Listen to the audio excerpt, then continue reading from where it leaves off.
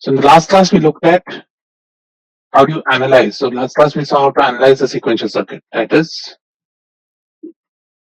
if you're given a circuit with a bunch of flip-flops and some logic, right, you can get the state transition table and you can get the state diagram, right?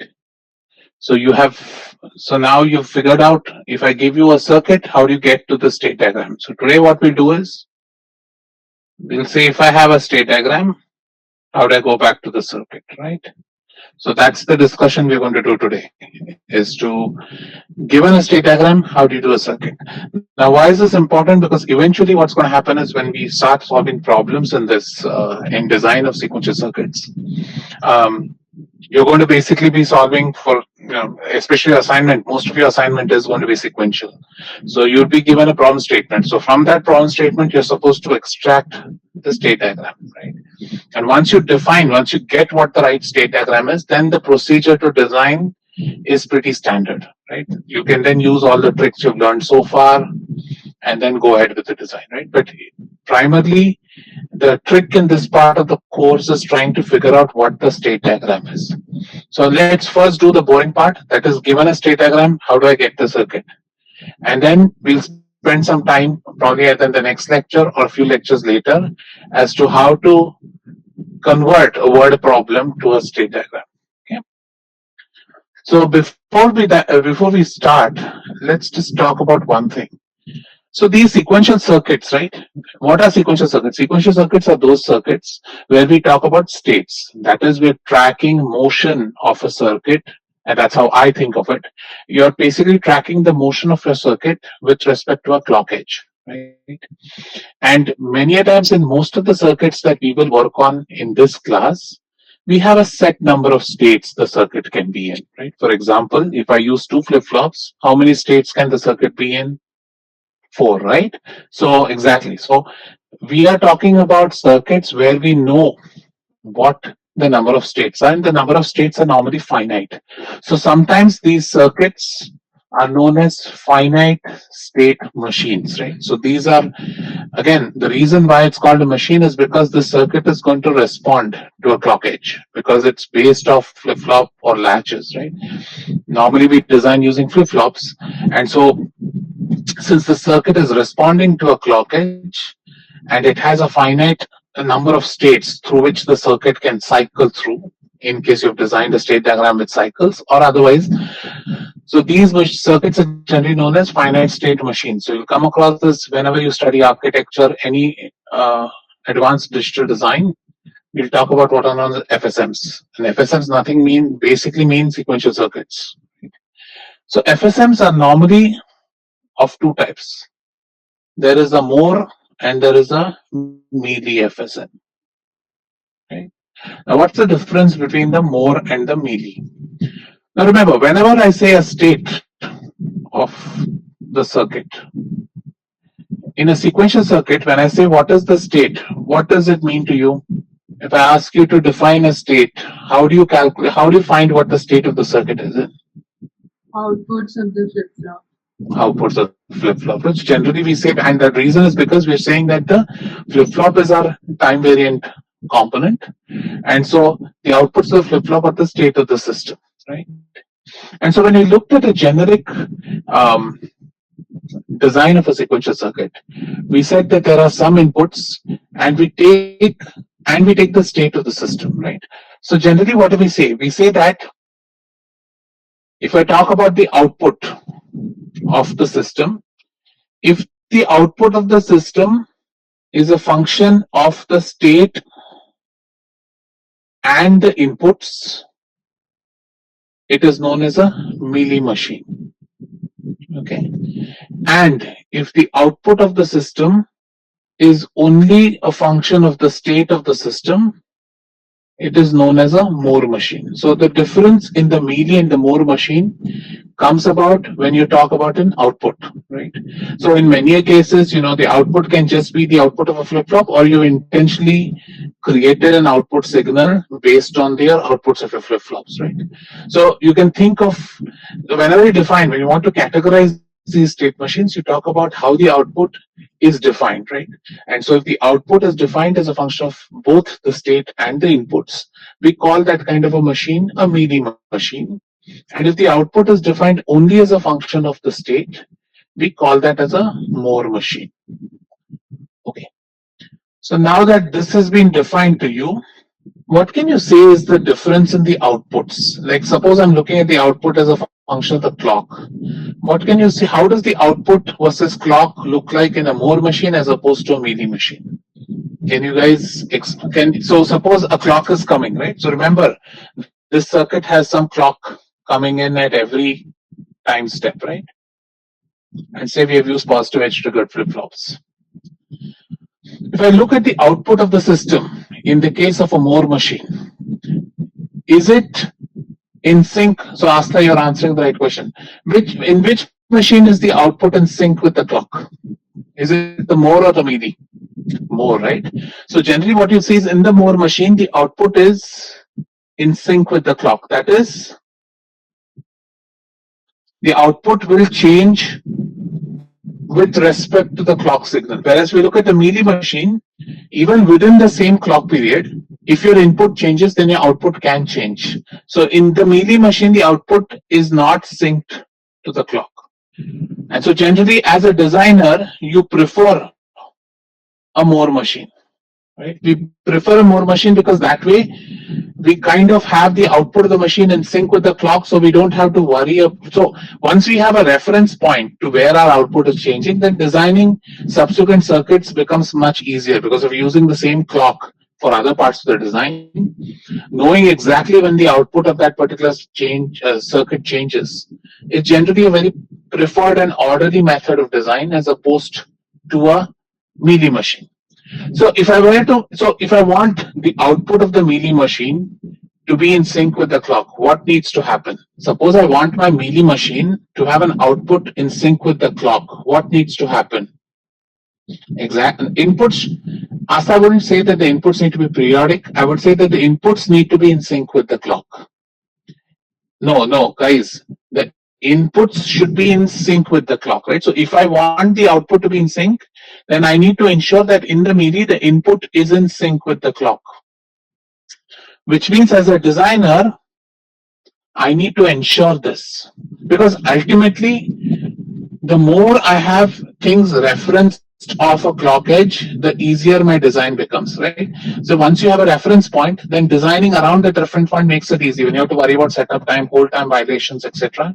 Knowing how it is with respect to clock edge, which is coming defined every time period, right, makes a design much more easy to do.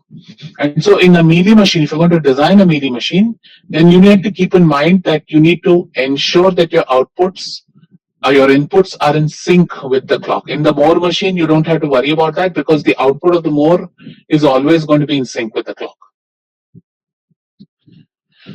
So Mealy cannot be asynchronous. Well, you don't want it to be. We are dealing with synchronous circuits here, Arvind. So we don't want the output to be asynchronous, right?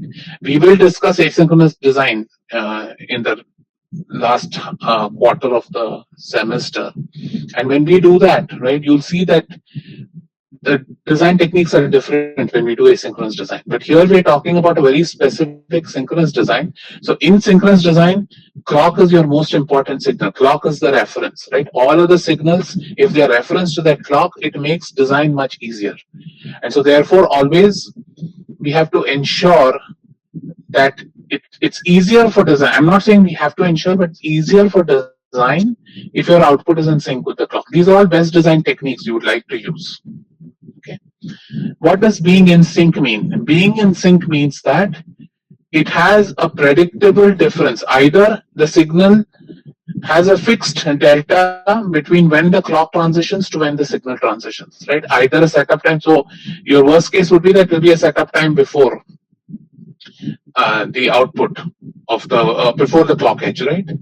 But you would design it in such a way that you have predictably, you know when the signal is going to change. If a clock edge is coming at 0, then you will ensure that the signal comes in, say, 25 nanoseconds before that clock edge, right? So every time you want to do that, you have to ensure that that happens, correct? Sync does not mean same frequency. Again, guys, we are not talking about frequency. We are talking about, remember, when we talk about a clock, right? If this is your clock, this is the most important edge. Suppose you're designing everything using positive edge triggered flip flops. This is your most important edge of the clock, right? So everything that you want to study about the circuit will be referenced off this clock edge. So when I say something is in sync with the clock, I mean to say that with respect to this edge, I know exactly when the signal is going to come, either before or after by a fixed delta. It's a predetermined delta. And that is something I would have done as a part of my design if I want something to be in sync. In the case of a Moore machine, it's easy, right? It is determined by the delay of that particular circuit. So we know that the delay is roughly a constant for a given circuit. So I specifically know that once the clock edge comes, say 30 nanoseconds after the clock edge, my Moore machine is going to give me an output. So in that case, I know very specifically that every time if I'm sampling the output of the machine greater than 30 nanoseconds from the clock, I am sure I'm getting the updated output, right? So these things help with design when you specifically, when you can predeterministically know when the output becomes valid, then design becomes a lot more easier. And so, again, you want to remember that generally, if you're given a choice, go towards a Moore design, right? But sometimes it will so happen that the Moore design might require more gates, more hardware, right? And so, if that is the case, then you need to make a judicious judgment as to whether, sorry for judicious judgment, but you need to make a call as to whether you want to use that additional hardware and burn more power, or you want to actually use a Mealy machine, right? So that is a choice which you as a designer will have. All right. So now let's look at an example. Again, this is another example from the textbook, so you guys can follow from the textbook if you want. So suppose, let's recall us. Suppose I had n flip-flops in a circuit. How many states of the circuit will I have? Is it 2 power n, 2 power n minus 1, 2 power n plus 1, 2 power n, right? Okay, good. So which means that suppose I want to design a circuit, right, which has say 10 states. So if I have suppose I've read a question and I've figured out that I have 10 states that the circuit needs to move into. If I have 10 states, how many flip-flops will I need? Right? You need 4 flip-flops, right? BCD number. So you'll need 4 flip-flops. Every flip-flop will have 1 bit output. And so to have 10 states, you'll need at least 4 flip-flops. Right? At least. Again, remember the words I'm using. They're very important in design. It's at least. It is not limiting. You can define states, how we'll see later. That state again is a very, what do you say? It's an abstract concept. It's not necessary that state should be defined as binary numbers in a particular order. So we look at how to code up states and all that. But in generally, if you had 10 states, the minimum number of flip-flops you'd need is 4. Right? So the reason why I'm bringing this up is when you're defining a problem, when you're trying to design a circuit, right? You will initially figure out, say there are 10 states. But it's very important as a designer that you guys figure out what is the least number of states. So what happens is you want to get to the least number of states. So this is going to be a goal in our, when you look at a state diagram, is we want to ensure that maybe we have counted some states extra. So the first thing we need to do is figure out how many states are actually needed. What are the true states? What are not? We don't want any duplicate states, right? So a large part of this process goes into what is known as reduction of states. So first thing we'll do is we'll try and ensure that we have reduced the number of states to the minimum quantity needed. And once we have done that, then we can think about how many flip-flops to use, how to use them, how to code them up, and etc. Right? So now let's look at this. Again, remember now I'm talking about a state of a system which is abstract. I'm not coded that's right. So let's look at this example where I have some state A, and then if my input is a 0 and output is a 0, it remains in A. If I give an input 1, it goes to a new state B with an output of 0. Okay, now in B, if I give a state, if I give an input 0, it goes towards third state C. Remember again, what is the convention? This is input and this is output, right? So when I write in the state diagram, this is how I write input slash output. And if I'm in C again, if I give an input 0, I send it back to A. And if I'm in C and I give an input 1, I send it to a new state D. Now, if I'm in B, if I give an input of 1, then I send it to another state D, right? Now, this is D. Now, if I'm in D, if I give an input 0, I send it to a new state E. And if I give it a 1, I have an output of 1 and I send it to a new state F. So D goes to either E or F, depending on whether the input is a 0 or 1. Now, E, if it is a 0, I send it back into my A state. And if E is a 1, if the input is a 1, I send it to F. Now, F, if its input is a 0, I send it to, if it is a 1, it stays in F. If I'm in G, if I have a 0, I send it back to A. And if G is, if it's a 1, I send it back to F. Right? So this is a circuit we want to consider. Akhilesh, sorry, before if you have 10 states, wouldn't matter how many. Yes, exactly. Akhilesh, as long as you have 4. Now, again, as I said, this is the minimum number, right? We'll talk about coding of states, then you'll understand why it is not really this easy. So wait for a few classes. All right. So this is my circuit. This is my state diagram. So remember, it's not wrong to draw a state diagram like this. Whenever you try to convert a word problem to a digital design problem, you will end up with state diagrams like this. Right? So now if you look at these, how many states do we have in this state diagram? How many? 7. So if I have 7 states, how many flip-flops will I need? Minimum number of flip-flops. So flip-flop minimum. How many do I need? 3, right? Okay. So now the question is, how do you convert this to a flip-flop circuit, right? So what we normally do in this, now what we're going to start doing is, this is by the way, this is an algorithm, right? So we'll go step by step and see what needs to be done. So this is the state diagram. So what we'll do now is, we'll go and write a state table for this state diagram. So let's write the state table for the state diagram. So what is the state table? State table is nothing but the state transition table. It tells you how the transitions occur. So if I want to write the state table, my state table, again, remember, let's go back and see how many inputs does this circuit have? How many inputs and how many outputs? 1 and 1, right? Good.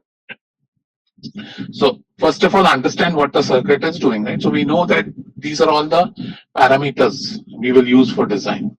So now let's go and write the state table. Now what is the state table? State table, basically you say what your present state is, what your next state needs to be when the clock comes in, and this next state can depend on what your input is. So let's call the inputs X, right? And similarly, your output can depend on what your input is, right? Because we don't know anything right now, let's just assume that this is the most generic case. So let's fill up this table.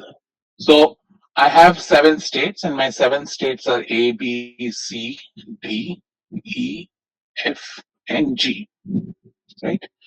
Now what does my circuit show? My circuit shows that, or my state diagram shows that, if I'm in state A, if X is equal to 0, I continue to remain in state A, else I go to state B, and my outputs go as 0, 0. Similarly, if I'm in state B, right, I go to state C when X is equal to 0 and go to state D when X is equal to 1. And in both cases, my output stays 0, 0. Similarly, in state C, right, what am I doing here? I'm doing this, right? In state C now, state C tells me that if my input is a 0, I'm going back to A. If my input is a 1, I'm going to D, right? So A and B. And what does the outputs show? Outputs show that in both cases there are 0, 0, right? So all I'm doing is I'm just converting the state diagram to a state transition table. Similarly, if I'm in D, I go to E and F with an output 0, 1.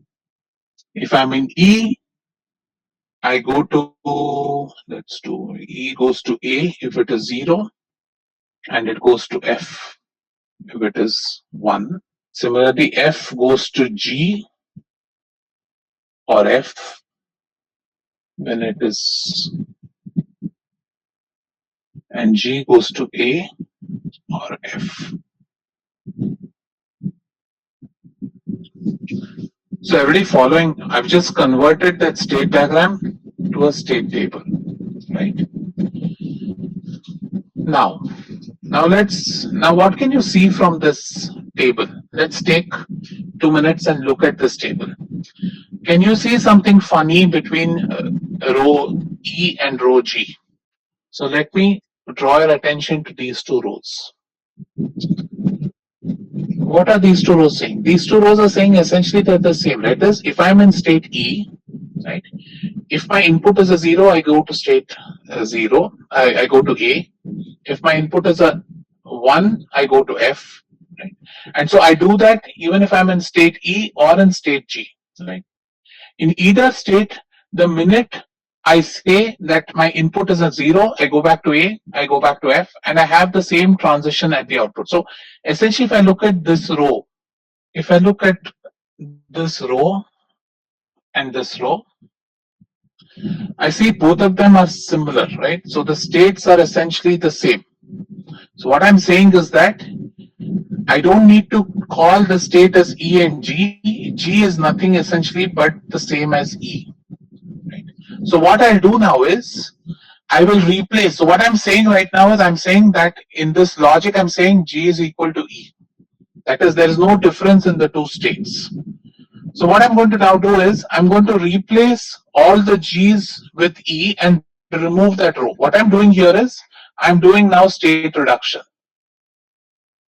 Okay, so let's remind ourselves what are we doing. We're saying here that in these two rows, which I've marked with what are those colors, purple or violet, you see that this rows are exactly the same. They go to the same next state for the same input combinations, and they give the same outputs for the same input combinations. So if what you're essentially saying is that both E and G are nothing but the same state, right? So I don't need to call them different states. I can save my design effort by replacing one of those states with the same state. So I can call G as E and replace this table.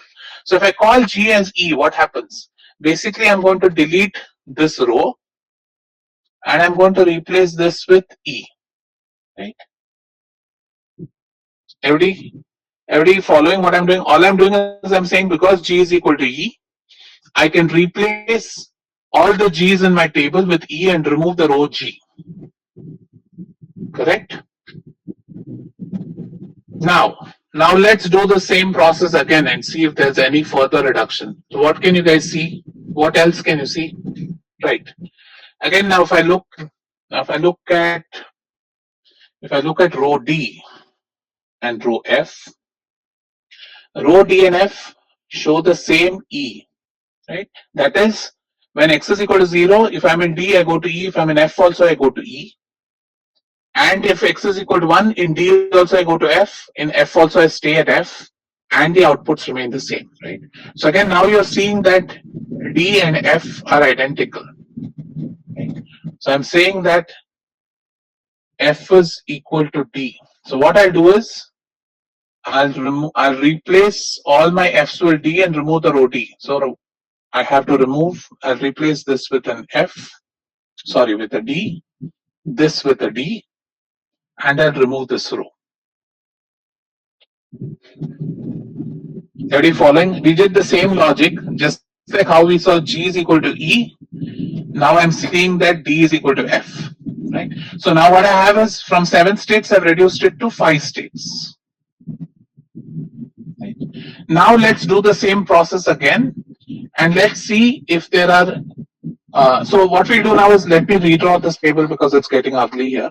So give me 1 minute. Let me redraw the table again. So if I'm going to redraw the table, present state, next state, x is equal to 0, x is equal to 1, output, x is equal to 0, x is equal to 1. So from 7 states, I reduced it to 5 states, which is A, B, C, D, E. And what I saw is A goes to AB with outputs 0, 0. B goes to CD with outputs 0, 0.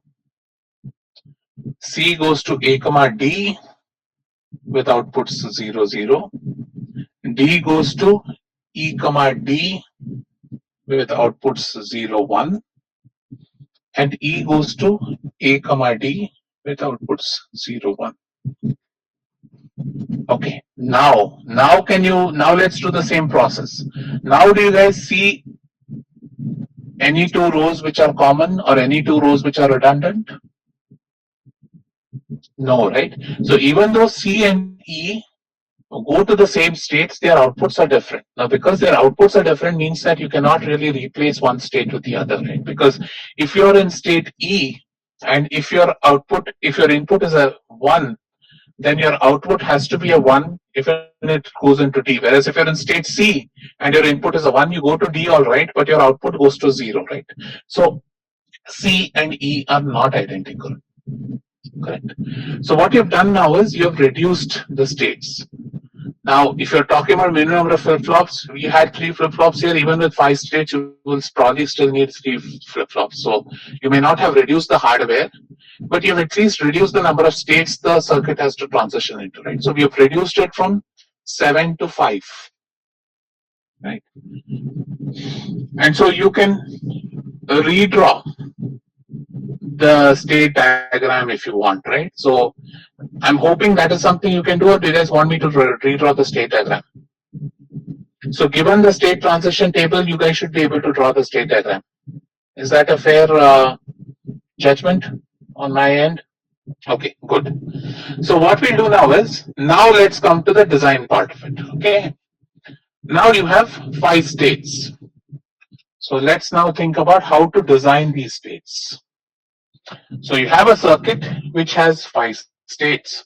And those 5 states, now we have to figure out what the 5 states are going to be called, right? What we are now trying to do is, how do we code up these? So what I'm asking you to do is, how to code up these states, right? And so obviously, you as a designer, so we still have 3 states, how do we handle them? Sorry, Advait, can you repeat your question? I didn't understand your question.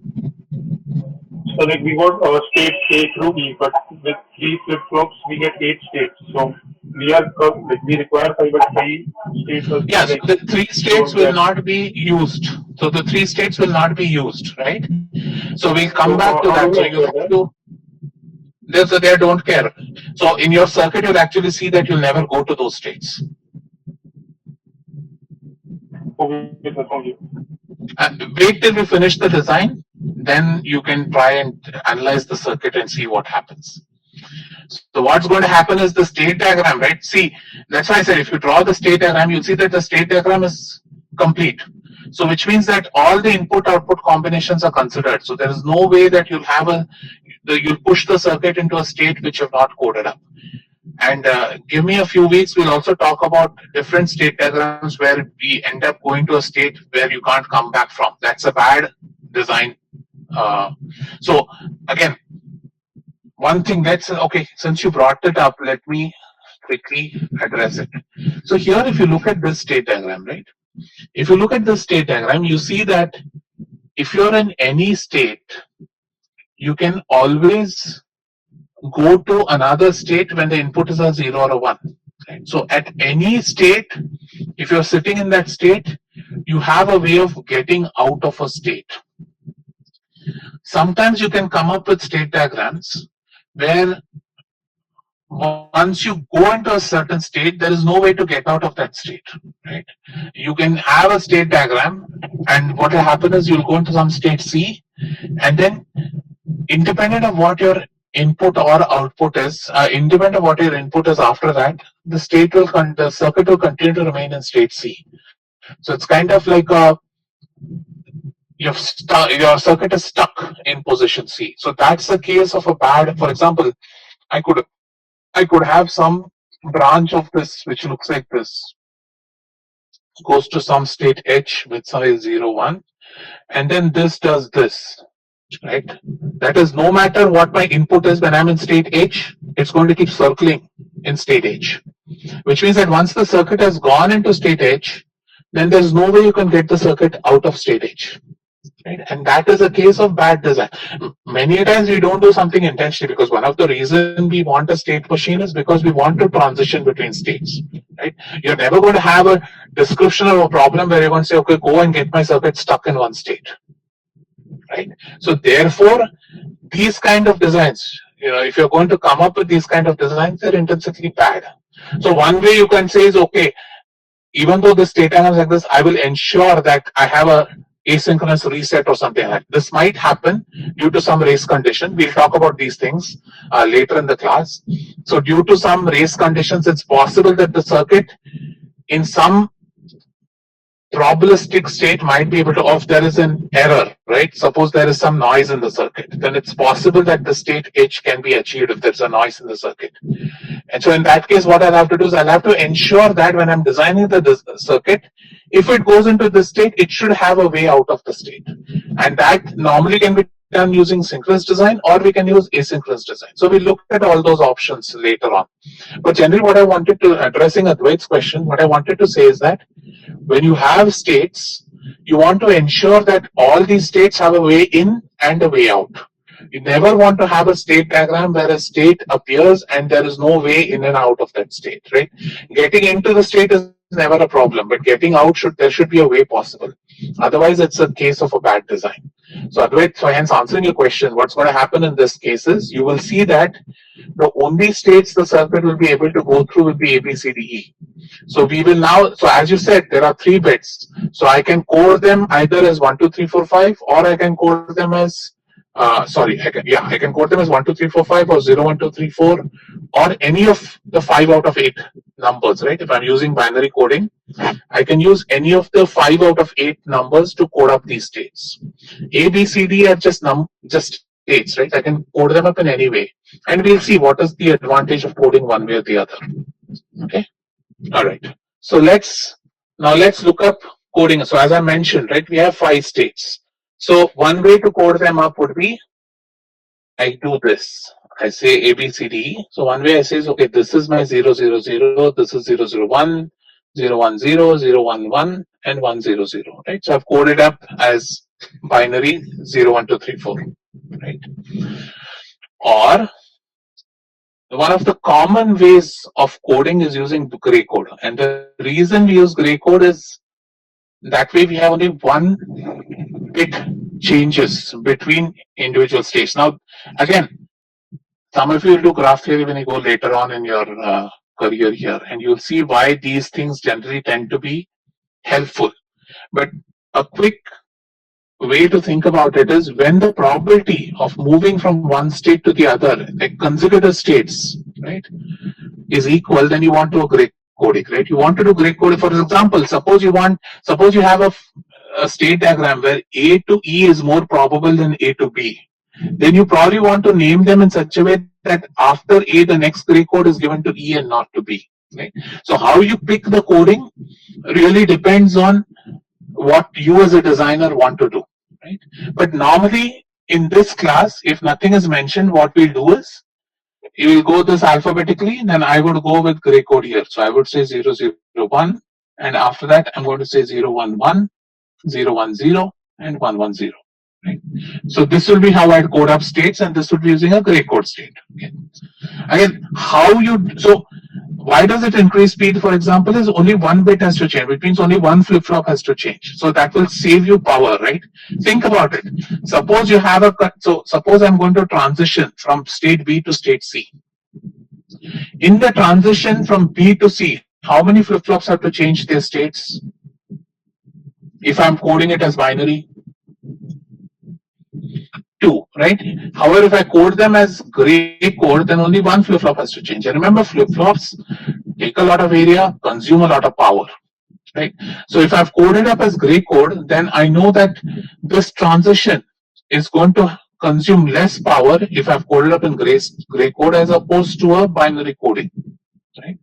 And how, so this thing comes out of experience. You're not going to, I'm not going to give you a solution. I mean, I am not well equipped to answer those questions also, right? Because it really depends when you look at a system level to figure out, okay, which is the transition which is most common. You need a lot more information about what you're designing to make the design better. Right? But here's one example I've given you, that if you see that BC transitions are very common in your circuit, then you want to ensure that BC transition, keep a gray code there. That way you'll reduce the power in the transition, right?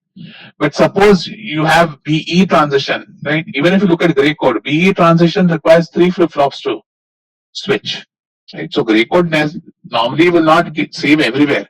But what is gray code doing is that it's enabling this to be quick or low power, but this is going to be pretty high power, right? So the assumption is BC transitions will have more of those rather than BE transition. Or if you may not have a BE transition, then you don't have to worry about that, right? So that kind of decides how you want to code up these states. There is also another coding state which is very common in communication systems, and that is known as a one-hot state. So that means that I have 5 states, right? So what I do is I use a 5-bit number, right? And all these states will be defined by one state, by a state where only one of the inputs is a 1. So for example, I'll call this 0001, 00010, 00100, 01000, and 10000. Right? Now, obviously, you'll tell me, sir, this is a bad way because this way I'm using 5 flip flops instead of 3 flip flops. Agreed. But this is a very, these codes are generally used when you have error, right? When you are very prone to error or when you want to talk about error correction. Because communication, you're sending data from point A to point B, and you want the data at where you're receiving to be analogous to what is being sent, right? So if there is an error in the communication link, you want to quickly find out if there is an error, and if the error cannot be correctable, you want to send a signal back to the link which is uploading the data saying that please send the data again because I lost the data during transmission. So when you have things like that you need to do, a one-hot code helps because it's helpful for error correction. So generally communication systems we use that quite often. But in this class, most of the time we are going to use the gray code or the binary code. Correct. Astha, you're right. I'm guessing you're talking about the one hot state, right? Yeah. So that's right. But for example, suppose there's some error somewhere, right? And you end up getting a 00101. If you're designing a Moore machine, then you know that that is not a valid state. So that means that something went wrong. So it's a good way to debug if there's any error in the system. That's essentially why that one hot helps. Saksham, you're right. Generally, that is true, provided both the input of one flip, the output of one flip flop is not cascaded into the input of other, right? So in this case, generally, as long your statement is true, as long as the output of the first flip flop doesn't go as an input to the second flip flop. But in most cases, that would be the case because it's a previous state, and so most of the times what you're saying is true, but it's not always true. Okay. So again, as I said, we will mostly use gray code in this class. Okay. So now let's do that. So let's assume that this is the coding we are using. Because unless we pick the coding, we can't do the design, right? So let's pick the coding where we say A is 000, B is 001, C is 011, D is 010, and E is 110. Right? So we have picked this as our coding for the states. Now the second question we need to ask ourselves is, all right, so we have multiple flip-flops also, which flip-flop to use? Right? Again, normally you have the choice. When you're a designer, you have a choice whether you want to pick a D flip-flop, you want to pick a T flip-flop, and you want to pick a JK flip-flop, or you want to design your own flip-flop. All those options are open to you. Right? Again, in this class, I won't expect you to know all that, but I will say, now let's assume for here that I have given you D flip-flops. So the problem statement is using D flip-flops, design that state diagram. Right? So what we have done so far is we have reduced the number of states in the state diagram. Next step we have done is once the reduction is complete, we have identified how many individual states exist. Then we have coded up the states. Again, by convention, we code the states in alphabetical order. We code the states with the gray code. So we have coded these up as a gray code state. And I've told you that we use D flip-flop. The reason we use D flip-flop is D flip-flop is a very simple flip-flop to design with. Because once I know what the previous state is and what the next state is, I know that if I want this D flip-flop to work, whatever the next state I need to go, I want the flip-flop to go to, I will ensure that that's at the input of the flip-flop, right? So the characteristic equation of the D flip-flop is very silly, hence it's easier to design the D flip-flop. When we also do something with JK flip-flop, then we'll see what happens to that. Okay. So now what we'll do is we'll take one step back. So now we have this table. Now what I'm going to do in this table is I'm going to code up. So as I said, this is 0, 0. Let me change the color. So what I'm doing is I'm calling A as 0, 0, 0, B as 0, 0, 1, C as 0, 1, 1, D as 0, 1, 0, and E as 1, 1, 0. Right. So these are my states, and which means I have three flip-flops now, A, B, and C. Let's call them A, B, and C, right? So there are three flip-flops, and this is my state. And so now we have to go one step below. Remember when we did the analysis, of the circuit, we started with A, B, C, then we moved to state, right? So here we're going now one step down. Now what we're going to do here is, now my next table is going to be what my present state is. So I know I have three flip-flops, right? I'm coding it as gray code. I have three flip-flops. Let's call the flip-flops A, B, and C. So my present state is made up of three Boolean variables A, B, and C. There is an input X. My next state is again made up of three variables A, B, C, right? And I have an output Y. So now from the state diagram, I've reduced the states. I've identified which are the states which are critical. I've coded up the states. So once I've coded up the states, now I can go back and use the coding, right? So now I'll say that when my state is 0, 0, 0, when my input is a 0, then I need to keep the state in 0 and the output to be 0, right? So what I'm going to do here is the state continues to remain in 0, 0, 0 with an output of 0. Again, now think about, this is a 4-variable Boolean function, right? So you can write this as t plus 1, t plus 1, t plus 1, right? So basically what we are trying to do is A of t plus 1, B of t plus 1, C of t plus 1, and Y are going to be functions of A, B, C, and X, right? So what we have to now do is find out the Boolean expressions for A, B, and C, right? And then use that to design what the D flip-flop is going to be, right? So let's complete this table. Okay. So when the state is 0, input is X is 0, that's my output. Now when the state is 0 and my input is a 1, what happens? When my input is a 1, I send it to B, right? And B is coded as 0, 0, 1, and the output remains 0, right? So I will send it to B, which is 0, 0, 1, and the output remains 0. Similarly, we have to write down for all the 16 minterms in this expression. Right? So what I'll do is I'll stop here because it's going to take some time to do this. I'll stop here. We'll continue with this on Friday's class. All right, and I'll take it from there. All right. So those of you who are done can leave. If you have any questions, you can stay back and I can help answer them.